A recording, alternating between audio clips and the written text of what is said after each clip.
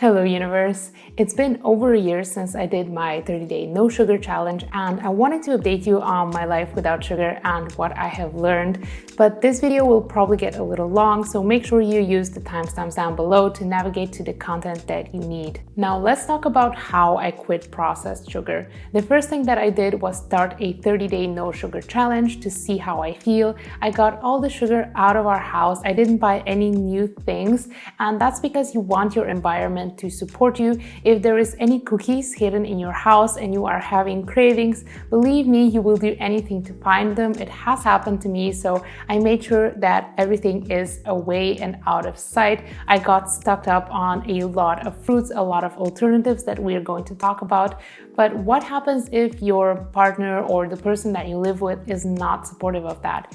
You need to be honest with them about why you are trying it, maybe try to motivate them a little bit to try it themselves. But if they really don't want to join you, ask them to hide their sweets in their backpack, in their car, in their office, or just anywhere that you will not know about them, and tell them not to tell you. The next thing I did is I told people about it. I told my friends, I told my partner, I told you. I had a piece of paper on my wall with the day of the challenge that it was, and that is what kept me accountable and also not tempted, because you don't want to be on day 5 of your challenge when somebody brings you a box of cookies and you don't want to be rude because they are for you, so you eat one and your challenge is ruined.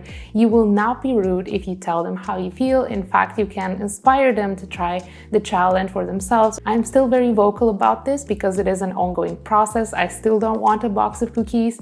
So I have received several sugar-free homemade things from my friends. I received some sugar-free brownies for my birthday and some sugar-free chocolate just last week. So it does work and it does get people inspired to try things with. Another crucial thing I did from the beginning was think about the cravings. I talk a lot about the first 30 days in the last video about this, but I really needed something in the beginning to replace the sugary snacks for me. So things like bananas and dates and fruits, I really had to stock up on because the first 2 weeks were bad. And from your comments on the video that we're going to talk about at the end, your first few weeks were bad as well. The cravings do subside and they level out, but there are probably ways that are easier because this was a little rough. If you can survive 2 weeks, according to your comments and according to my own personal experience, things do change. One thing you can do to motivate yourself and see how far you have come in the beginning is to make that piece of paper where you can check off every single day. And if you want to see that things do get better,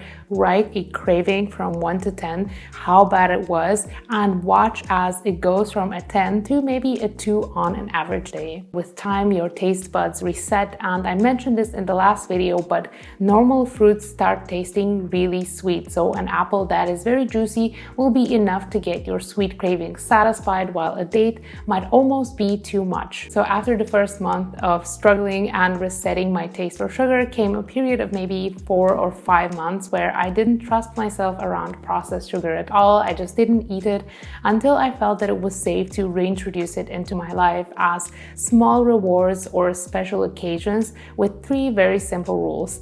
First, I wouldn't buy it for my house, no sugary snacks 99% of the time. Second, I wouldn't buy sugar or sweeteners for at home at all. And third, I would have it outside, but in small quantities, maybe 1 piece of cake or 1 pack of cookies. And over the last 6 months, I made use of my rules, environment design, accountability, and the fact that it does become physically easier for me to avoid sugar over time to allow myself to make exceptions. A good piece of cake is a big thing to miss out on for the rest of your life, and that is not what I want for myself. I allow myself to decide mindfully because I know I have a good system in place.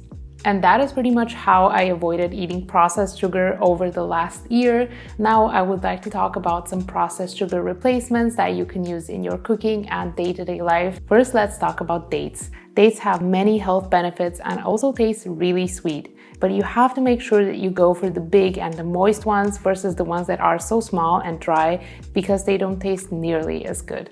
Now, if you like the taste of dates, you can eat them like pieces of chocolate whenever you feel like it, but you can also add them to your foods. You can mix your smoothie, matcha, coffee, cocoa, or any other drink with 1 or 2 pitted dates in the mixer to make them sweeter. You can also blend them with your homemade ice cream. In terms of liquid sweeteners, I don't really buy honey, agave, maple, or even date syrup because they are processed as well and they have a very high concentrated amount of sugar. But if you do like those things and you want to buy one of them, the science says that date syrup is the best option for you, and you can even make that yourself. Next off is fruit. Obviously, fruit is sweet and it is a great replacement for candy, but I just want to remind you to be creative with fruits. You can eat them in their pure form, you can add them in small pieces or as liquid toppings like jam. Sugar-free jam does exist and it is delicious, but you have to read the label closely to make sure. And even better, fruit sauce like applesauce or pear sauce should be your best friends. We made our own applesauce recently without any sugar at all, and I've been putting that in my oatmeal or just snacking it with other fruits, nuts, or coconut yogurt. I can definitely mention many other alternatives, but this video would just get too long. One example would be the teas that are made with dried fruits and herbs that are a little bit naturally sweet, so they don't require you to add any sugar at all. I like to buy these instead of adding agave or honey or anything like that to my tea, but if you just get creative and do some research, you will find many more alternatives. Now we're going to talk about your experiences next, but before that, I quickly want to mention, what do you do if you are eating out? Especially in the beginning, that might be a bit of a struggle for you. And the good news is that the sugar-free trend has been catching on quite well recently. So many small cafes and restaurants might offer sugar-free options as well. If you look closely, you might see something that is sweetened with dates or with fruits. And recently, I just had an ice cream that was sweetened completely with dates. It was delicious. Maybe things like a fruit parfait or an apple pie. If you look closely, you might have luck with that. So to conclude this video, I decided to answer some of your comments and concerns from the previous video. One of you asked me how I drink my coffee and tea, and I already mentioned the naturally sweet teas. I get those, and I use almond milk in both my coffee and tea that has a little bit of a sweet taste sometimes when I need that. Next, someone asked me about coconut sugar being a good alternative. It still has the downside of being processed, but from all of the processed sugars, that is probably your best option. So there is still this problem of just the physical structure of it.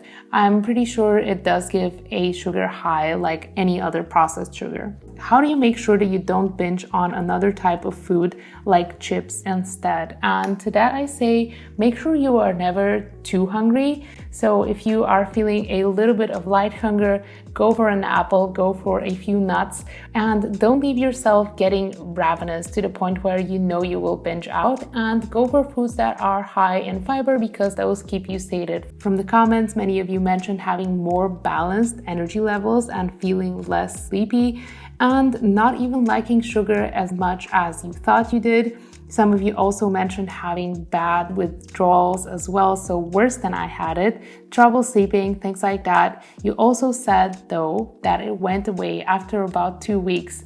So it is anecdotal evidence, but I think if you try it for 2 weeks, you will most likely not feel as bad anymore. And finally, nobody regretted trying the sugar-free challenge. If you have anything to share, please share with each other or with me down below. I will try to answer any and all of your questions. Let's support each other. I know you can do it. Just give it a try. Thank you so much for watching. See you next time.